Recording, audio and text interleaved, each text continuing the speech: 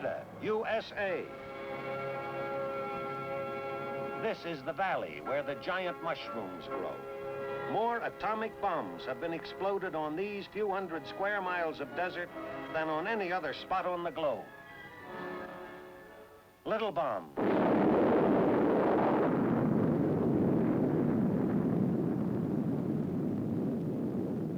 Big bomb.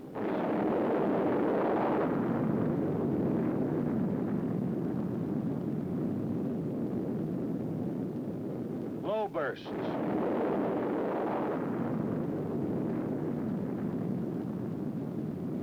And high bursts.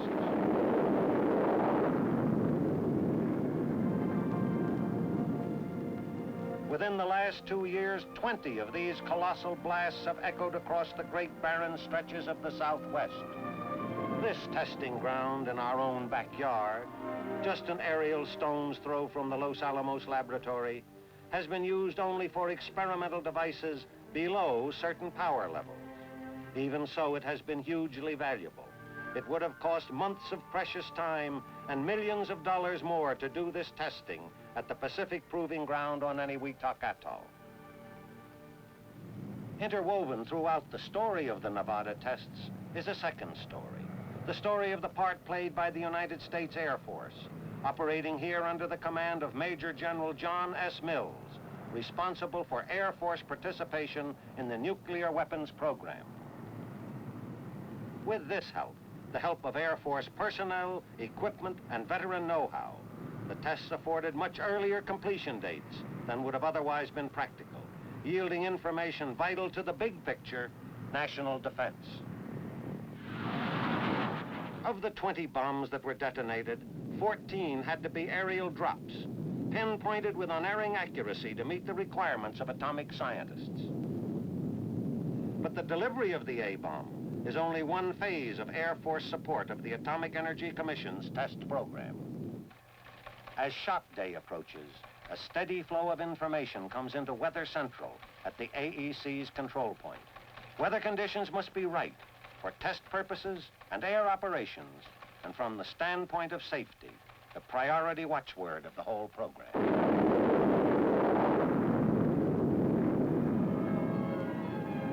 The next day, after 0 hour, we see the reason for this concentration on the weather job.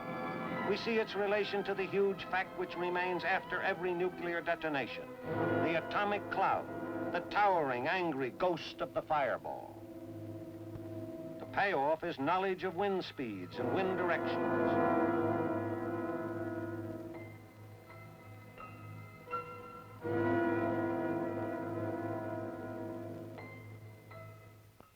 After the explosion, Air Force helicopters survey and monitor the acres of blast area with sensitive radiation counters.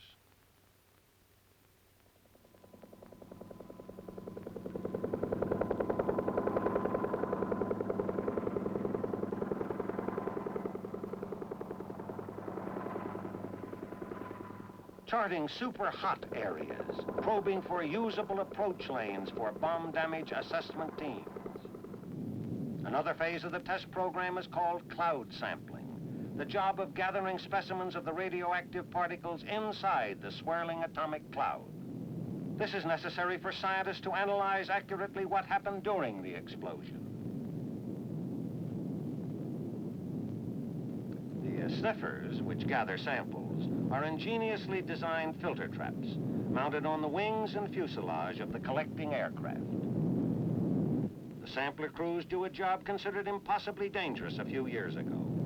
Since then, advanced techniques make it possible for these trained crews to fly through the cloud without harm, even to stay inside of it for a while, if they observe the precautions taught by experience.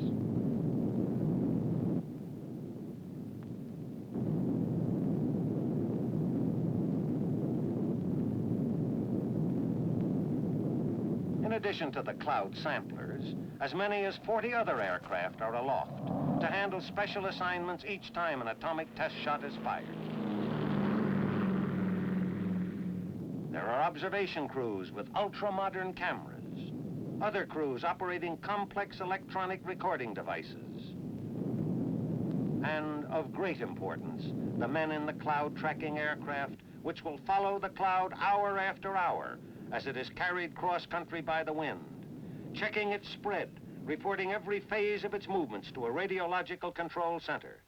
With this information, commercial airliners can be warned of the cloud path, and Air Weather Service can further refine its weather forecasting techniques. Any aircraft that has been used for cloud sampling or cloud tracking operations will carry traces of radiological contamination. The Air Force has only recently developed a method of washing contaminated planes which makes them safe and ready for service within 24 hours. Part of the benefit the Air Force gains from its cooperation in the atomic energy program is in the form of questions answered. What will be the effect of brilliant atomic light on the eyes of aircraft crews? To find out, flight surgeon volunteers sat before optical instruments in a flying laboratory to test their visual reactions to the actual flare of an atomic burst.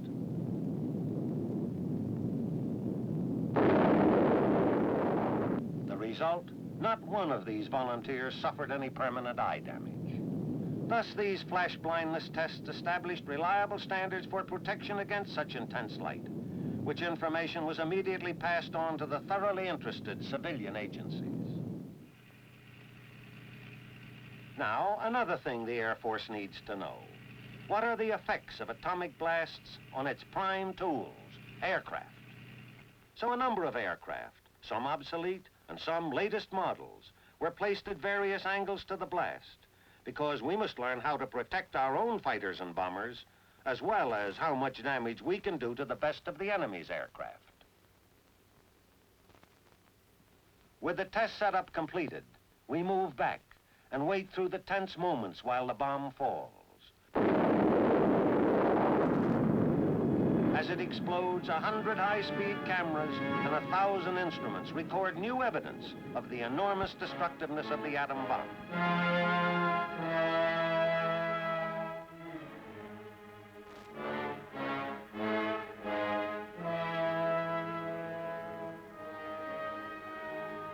Later, we come back and study the results in detail, looking for the answers. Have fighters, built to stand greater stresses than bombers, sustained less damage? Have the ruggedly constructed jet planes fared better than the conventional aircraft? And the answers are here, in some lightly damaged aircraft and in others scorched and twisted wreckage.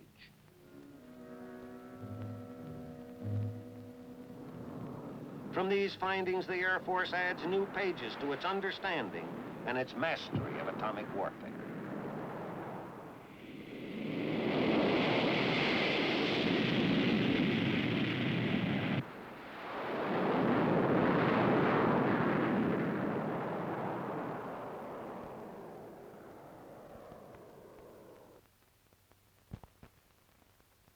On the eve of a bombing run, an actual test drop, the air weather officer meets with top authorities for a final briefing.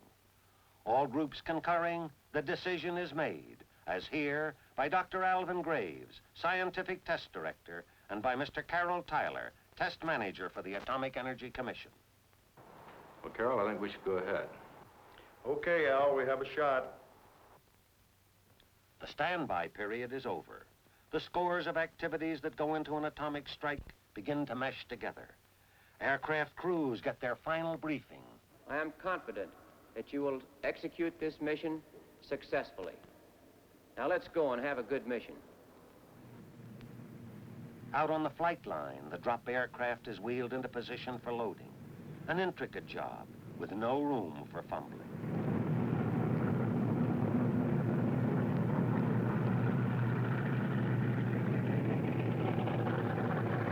This is no simulated mission. This is no dry run. This is the real thing.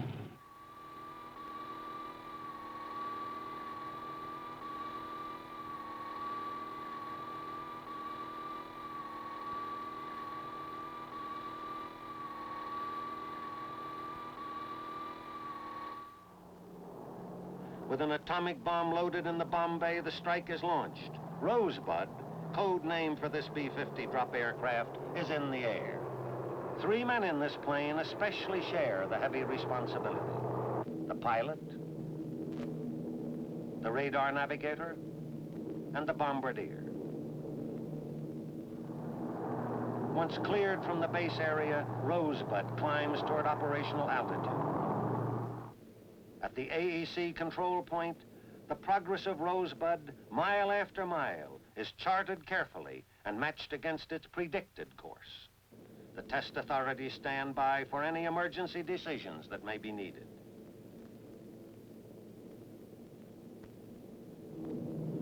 Rosebud is at bombing altitude, swinging in on the final bomb run. Turn in 5 seconds. 4, 3, 2, 1, turn.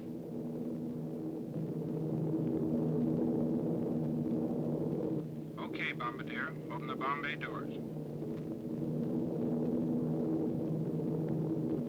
Give me a level.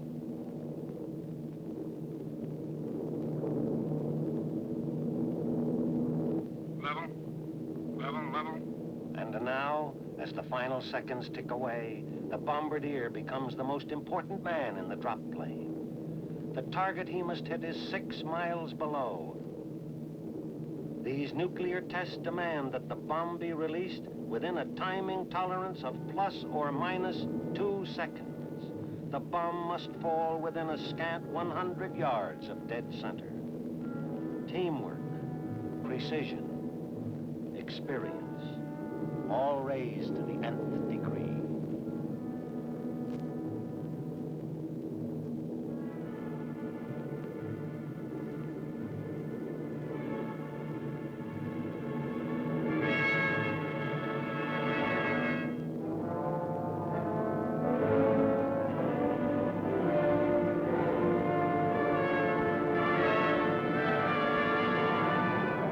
Bombs away.